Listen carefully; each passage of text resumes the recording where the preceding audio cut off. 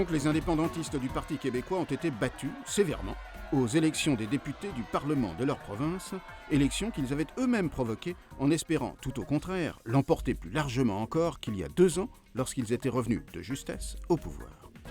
Tout ce qui touche le Québec intéresse la francophonie, la preuve par TV5 Monde, et intéresse bien sûr la France, la preuve par ce toujours fameux « Vive le Québec libre » de Gaulle en 1967, un an tout juste avant la création du Parti québécois souverainiste qui vient de perdre encore un peu de l'idée d'indépendance lancée il y a presque un demi-siècle.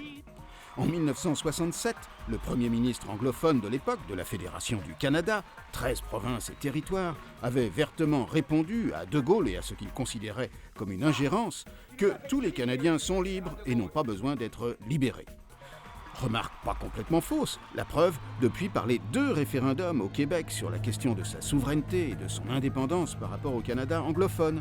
Le premier, perdu largement en 1980, et le second encore en 1995, même si ce fut de justesse.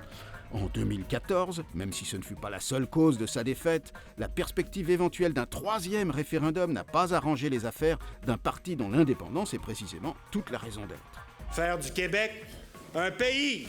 La question des indépendances et de la souveraineté n'est pas propre au Québec. Elle agite les peuples de la planète depuis la fin du XVIIIe siècle, pas moins. Elle ressurgit aujourd'hui un peu partout dans des unités de plus en plus petites comme la Catalogne ou l'Écosse. On lui doit de très grands bonheurs, mais aussi de très grands malheurs. C'est peut-être le sens des dernières élections québécoises.